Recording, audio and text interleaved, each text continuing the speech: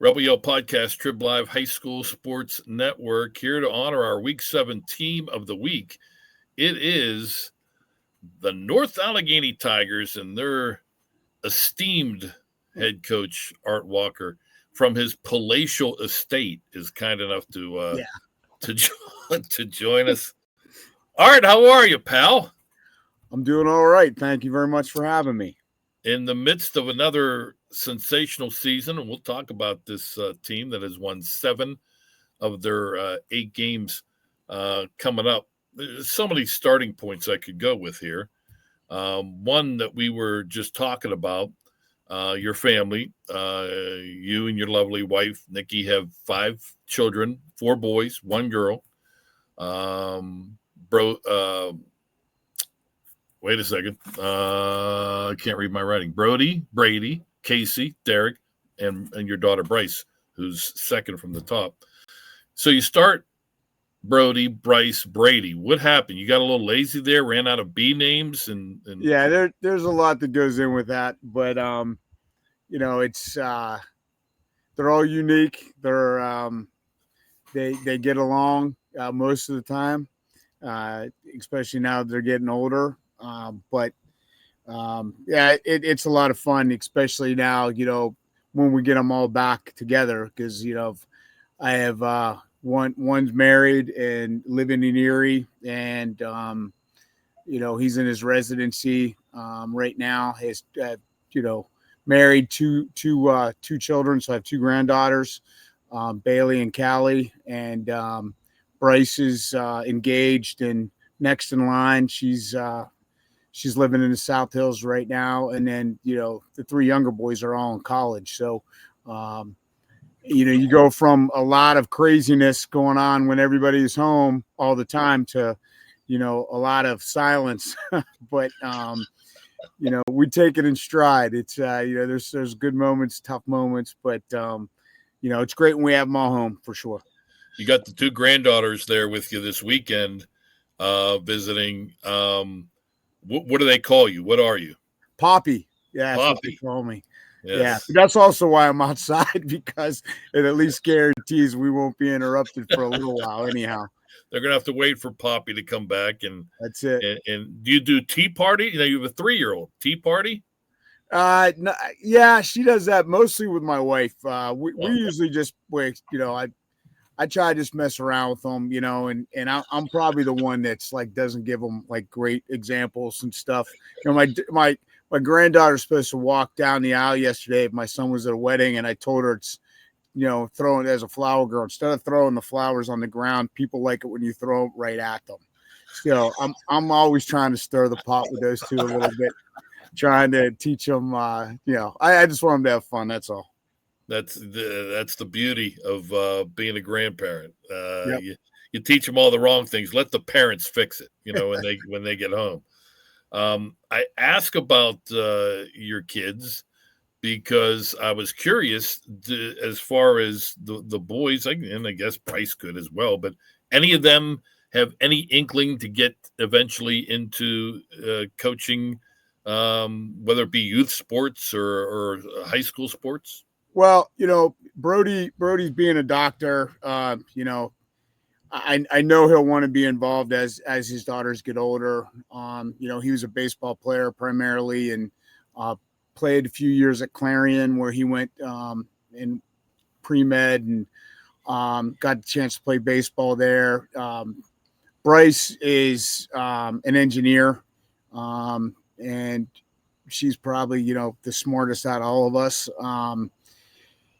But I right now, like Brady is a senior. He's finishing up. He was involved with coaching a little bit of like intramural sports at Penn State. And now Casey has taken that over.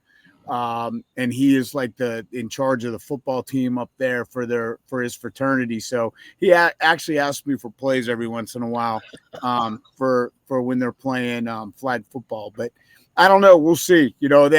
We've always, pushed for them to do what they love, cut their own path. And, if one of them wants to get involved, then I would surely support them 100% either way. But we always want them to work hard, be great people and be happy. was curious because obviously they have been around football fields their entire lives, with you being the head coach now 20th year or 21st year at North Allegheny, and before that Central Catholic. And you talk about how your dad, and no, it's not Art Walker Jr., please, for all you folks out there. But your dad, obviously great influence. You had a lot of fun following him around. Did he influence you as far as wanting to become a coach, or was that just something organic that you had the itch? It kind of just happened. If anything, he was pushing me not to do it. He thought that there could be other things that I would enjoy and maybe want to pursue. But I could not, from myself, stay away from the game. I started coaching as soon as I was done playing, and at first didn't have a major that really was going to be, conducive to being a coach. I ended up going back to school to get my teaching certification, coached the entire time. And then it just took off from there. I stayed involved and I coached when I was a student teacher, and I just kept going and just made that a whole part of it. So I haven't had a year off, and I think growing up in my house, I had 3 older sisters, and I was always with my dad going to the later practices and going to camp and spending all that time there. With my boys, having several of them, it was, maybe they weren't always there. Now they were ball boys and stuff, things like that. But, I was just always there kind of by myself, and I took a lot in, and I think that's just what growing up felt natural for me. Right. It was summers, you're getting ready for the season, you're going to camp during the fall. There was nothing better than a Friday night in Western Pennsylvania being on a football field as far as I was concerned. So I think that just stayed with me, and I've been doing that ever since. So I haven't missed one in forever, and still enjoy it. 28 years, 261, just impressive, the numbers. 261 wins, 73 losses. 21st year at North Allegheny. You came there in 2005. Victory number 200 as a North Allegheny head coach this past Friday. 21-13 win over Cannon McMillan. 250 wins, 50 losses. Again, just kind of mind-boggling. It's kind of a strange question, but when you hit the 200 win milestone for your career, did that feel different than winning number 200 at North Allegheny? I would say there's differences because, I was at 2 different places and they were accumulated. Obviously, the most of them came from North Allegheny, but it was a mix of the two. When you talk about this one, I really see it as such a collective effort. There's been a lot of guys that have been with me since the very beginning that have been on staff the entire time. Some are only a few years short of, the 21 years that I have been there. So when you talk about, the majority of our coaches that have been with me maybe 17, 18 years all the way to the 21st, and then a lot of our coaches now, some of the other ones that played for us, that were a part of those wins and a part of the program. That's why I see it as such a collective effort. I share it with those guys. They are tireless workers. They love the program. They are dedicated. So many of them played at North Allegheny. So, when Bob kind of brought it to my attention after the game and gave me something and everything, I really wasn't keeping track. I didn't know that was the 200 game for NA, but really it celebrated with all the guys that I've coached with there, and all the players that have been a part of it. And really the guys now, there's so many of them that we've done it all together that it's really special. Meanwhile, if you were standing in front of your garage, we would see that that's not true because you had you cross off every win on your garage door. So yeah, it's singing your praises, and rightly so. 28th season. By the way, the victory over Mac also clinched a playoff spot for North Allegheny. You, while a disaster in your 2 years in the 1990s, a combined 7-13, those are your only 2 losing seasons. Those are the only 2 years in your career that you did not make the playoffs. The new millennium has been kind to you, and again, the success is kind of incredible. I mean, when I first started out, I was, really young. I was 27 when I got the Central job, and at 28 when the season started. But I looking back, I wasn't ready. There's a lot of people that backed me, believed in me. I appreciate that. I learned a lot especially those first 3 years. And one of the biggest things you learn is there's so much you need to learn. There's so much you have to experience. And you also have to understand that you can't do it alone and that you have to count on people and you have to trust people and you have to give them the opportunities to take something over and to really make it theirs. So I've had, tremendous luck and tremendous, just hires with people that have been able to take parts of the game and just make it theirs and be reliable and so responsible. And, to be able to let guys just work and do their job because you 100% trust that they're going to do the best that they can and put the players in great positions and they're going to work tirelessly. I've been very lucky with that. You talk about Terry Totten at Central Catholic, who was a friend prior that backed to get me there, who's a tremendous defensive coach. To in my second year at NA, hiring, moving Doug Brinkley into a defensive coordinator role that he's had for 20 years. Wow. And that defense is his, and the guys that are on that side of the ball, the dedication they have to that side of the ball and to him are unbelievable. Those guys, you don't have to worry about that because they do such a great job. And guys like Kevin Thompson with me at both places. That's our special teams coordinator and what he's done for our defense and off season and our special teams. Having great people like that and being able to promote people within the coordinator positions like Derek Brinkley's held that position offensively for the last 4 years now that, it's great to have, to want people to want more, to do more and have that responsibility, but then just make the most of it, is remarkable. And in that end, I'm very, very fortunate. All right, that's a good lead into talking about this 2025 North Allegheny Tiger squad on the defensive side of the ball. The numbers aren't gaudy, but the numbers are good. And for a team that has been involved in a lot of close games, they have come up and made the stops, made the plays that they've needed to get you to 7-1.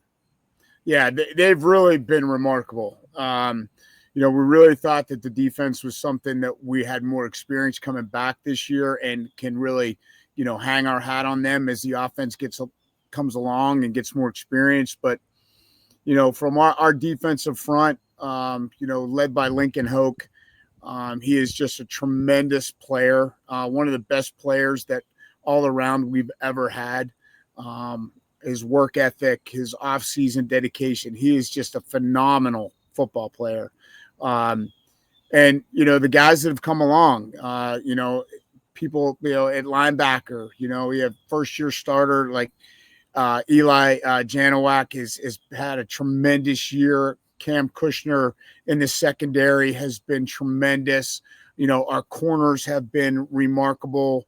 I know Corey and Kyson have just been those guys that wanted to lock people down. And when you have guys like that and the rest of the guys kind of come along with them and you have great coaches putting them in great positions, you should rely more on that. And they've come up big at the end of some games. And we've been in a couple games that have been closer than we've wanted, and what that they were able to do against Norwin at the end, and what they were able to do just this past Friday against Cannon McMillan at the end. Nothing short of remarkable. You mentioned the Brinkley name, Brady Brinkley, your quarterback. Another solid performance against the Big Macs.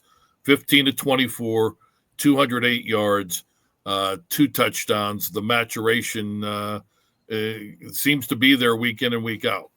It keeps coming. Everybody's like, oh, he's a second-year starter and all that stuff.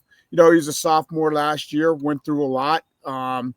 And your junior year is still not the easiest. It's that second year, but you look back at we had Logan Kusher, was 6A Player of the Year his senior year at quarterback, and he had growing pains to go through in his junior year. And that's going to happen with Brady as well. But he's a competitor. He's a very good athlete.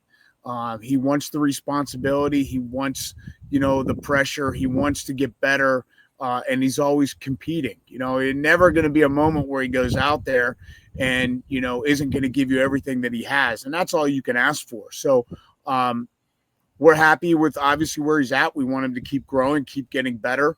We think our percentages with him in the past game have gone up. His numbers, statistically are looking really, really good. We've just been in some situations where, whether we've shot ourselves in the foot or haven't been able to finish a couple drives to pull away, but we've got through those games and we've found a way to win. And I think that's just going to make us better as we get close to the end of the season and playoffs. Yeah, pretty good balance too on this Tiger offense. You've had a lot of players contribute to the running game, but your bell cow, if you will, is Luke Rohan. This past week, 25 carries for 109 yards and a touchdown. Again, hard-nosed and gets it done when he needs to. Yeah, we like to refer to him as the Moose. So, anytime you got a tailback, it's 200-plus pounds. He's got great vision. He runs with a low pad level. He may not be the fastest back around, but, he's going to get you tough yards. He plays hard. He's a competitor as well. And, at the end of the game the other night, he wanted the ball. He wanted to be the guy that, hey, we got to get a couple first downs to run this clock out. Let me do it. When you have a guy like that, you want to get him the ball. I think the balance, is key for us. We have played some other guys back there to give Luke a little bit of rest time to time, but mixing things up with Brady being able to run, Brady throwing the ball and spreading the ball out to a lot of different receivers, not just, just not one or two primary guys, but spreading it out to a lot of different people. I think it's going to help us long term. Yeah, it leads me right to the point I was going to make is you mentioned balance, and that's very obvious when it comes to Brady's targets at receiver. You got Mason Brown leading the way with 18 catches coming into Friday. Ben Kern, Cameron Kushner, Corey Pitts. They're all double-digit receptions, nearing or over 200 yards in receptions, averaging like over 11 yards per reception. They've got the job done. That's for sure. They have, and every one of those guys that you've mentioned, not one of them was a starter last season. They've gotten themselves into those roles. They may have been in from time to time, but as far as being steady starters and now garnering that experience and wanting to be every single one of them, they want the ball. They want you to throw the ball to them on third down, and but they're supporting one another, they're blocking for one another, and they're being great teammates. So, it's nice to see the growth in those guys and the confidence that they've gained throughout the season. You guys now, after the victory over the Big Macs, 4-1, I mentioned clinching a playoff berth. Central Catholic also in Class 6A, top 4 teams make it to the postseason. You guys have a non-conference game against Pine Richland coming up. I've talked to coaches who, if we have to play 4 maybe even 5 non-conference games to begin the season. Once we get into conference play, your rhythm and all that stuff. Some coaches don't like playing these non-conference games, late in the season. Does the rivalry? Yeah, okay, there's one. Wait, we found one. But does this rivalry, which is kind of special, even though you guys are 6A, Pine Richland's 5A, usurp all of that, playing the late non-conference game? Yes and no. I mean, this was, a contest a couple years ago. John LaDon and I talked in the off season and said, hey, why don't we just play week 0? And, we had it set up last year that, we're going to do a 2-year deal with the realignment, and, we're going to play each at home, and week 0 would be a pretty good gate for both schools because of excitement of the beginning of the season, proximity, rivalry, all that stuff. And, our athletic directors definitely agreed, and we were all on board, and we were scheduled week 0, 24 and 25. That's it. Well, things with the realignment come out, and, if you remember a couple of years ago, that was the latest we've ever found out what our schedule was because of the whole thing with Aliquippa and all of that. So, originally we were supposed to have Butler week 8. And that was our week 8 game, and Butler opted out of the WPIAL. So, to fix the schedule, they moved Pine Richland into our week 8. And, basically the response was, find a week 0 game. Unfortunately, that was like around May at that time. So it was really, really hard to find. Yeah, it was tough. But I think John will agree with me, excuse me, that playing that earlier, as a non-conference early game, like we played Penn Hills and we played Woodland Hills and we played Gateway, boom, boom, boom, right away, weeks 1 through 3 or 0 through 2. That was more of our mindset and how we wanted to approach it. It's not easy when you're playing a game with two teams that are, we're the same record, and they're 5, we're in 6, but we both have, a week 9 conference game and a, the playoffs. It's tough. You have to make decisions that are best for your team. So if you have somebody that, maybe could go if it was a conference game or a playoff game, you're making the decision not to play them in this one because, you have to look long-term and bigger picture. Yep. Art Walker, head coach of the North Allegheny Tigers. You guys have played everybody in 6A with the exception of Seneca Valley, your week 9 opponent. It's kind of incredible what has been going on when you think you have it figured out. You really don't with these other teams. It is a fierce battle for the other 2 playoff spots. You have a Norwin team who has played very well this year at 2-2. Canamac, the team you just beat, is at 2-2, and still alive. Seneca Valley, big win over Hempfield. They're 1-3. Mount Lebanon still alive at 1-3, and then Hempfield in a rough situation because they only have one more conference game left at 1-4. It's been competitive, which again is probably something we haven't said a lot about in 6A. Do you have any feel for how these final weeks will play out amongst those other 5 teams? Well, it just goes to show you how important that game Friday was for us to win. Right. Because if that didn't happen, there'd be a lot of different things going on. We're glad we're out of that discussion now, but man, it is crazy. And we talked beginning of the year that there was going to be a lot of teams that were even, and a lot of different things could happen. And at this point of the year, you talk about injuries, and some teams get a little bit beat up, and then they have maybe a tough couple games, and that one game is going to mean so very much, especially at this point of the year. Norwin is a very good football team. I think their quarterback makes them uniquely different. I think he's a very good athlete. I think, not only does Tavares throw the ball very well, he's an exceptional runner. He's like a running back when he decides to go or the design plays for him. It's it's going to be interesting to see what happens Yeah. because the big win that Seneca Valley had against Hempfield, changes things. But like you said, Mount Lebanon is not necessarily out of the hunt with what they have left. And, we wanted to make sure that we were in a position to make it. But, that game, our last game, even if it doesn't matter, quote unquote, for positions on who's where, it's still Seneca Valley game still means a great deal to us. Right.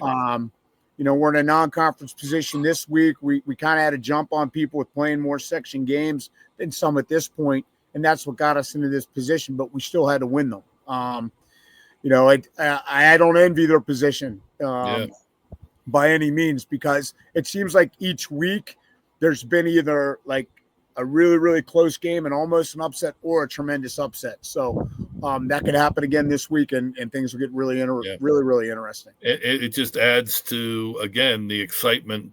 There hasn't been a lot in 6A. It's been kind of predictable, but I think these last 2 weeks are going to be very exciting to see what happens with spots 3 and 4. I got one more question for you. Got it. You're in the Baldwin High School Hall of Fame. You're in the Clarion University Hall of Fame. You will eventually be in the North Allegheny Hall of Fame. You will eventually be in the WPIAL Hall of Fame. Do you have your own closet for gold jackets? Well, Bob gave me a ball that was encased for the 200th win. And literally, I mean, my wife is the greatest person going. I mean, she's so supportive. But when I walked in the house with it, it's a big thing. She didn't see it. And when I walked in, she's like, where are we going to put this thing? And it was it was pretty classic. Yeah, it was, you kind of get, you're pretty pumped up and everything. And then boom, like whatever, like you get humbled real quick, right. In this house. So it was like, I was like, we'll put it down the basement somewhere like that. Don't worry about it. So that was pretty much the end of it. She, we have a lot of pictures up and stuff like that, different things. And really it's just all about the kids. And I have one really special picture that's from my childhood with my dad, my grandfather after a youth game. It's probably, one of my favorite pictures. So as long as that one's around, all the other things, they mean something, but, I really just think the thought of everything and the experiences, to me, that's what's most important. Awesome gesture by my AD to give me something, but my wife's not going to have that thing sitting around anywhere that people can see all the time. Just put it in the garage with the power tools. It'll I'll put it up right next to my countdown. So. How's that sound? All right, always a pleasure. Again, congratulations on the milestone victory, but more so on another successful campaign. Best of luck these last couple of weeks and into the postseason, pal. Thanks, man. I really appreciate you guys having us on and recognizes us, as a team of the week. And like I said, I'm really proud of where I'm at, but I love the fact that I get to celebrate with a bunch of great guys that have coached their tails off, and then a lot of great players with families that support us, and guys like Bob Bizzuto, who's my boss, who is, just behind the program 100%. And when you have those things, you can accomplish a lot. So I got to thank all of them as well. Yep. Well done. Art Walker, head coach of the North Allegheny Tigers, our WPIAL Week 7 team of the week. We thank Art for joining us from his palatial estate. We thank Chris Lackner, our producer. I'm Don Rebel. Thank you for joining us. Rebel Yell Podcast on the Trib Live High School Sports Network.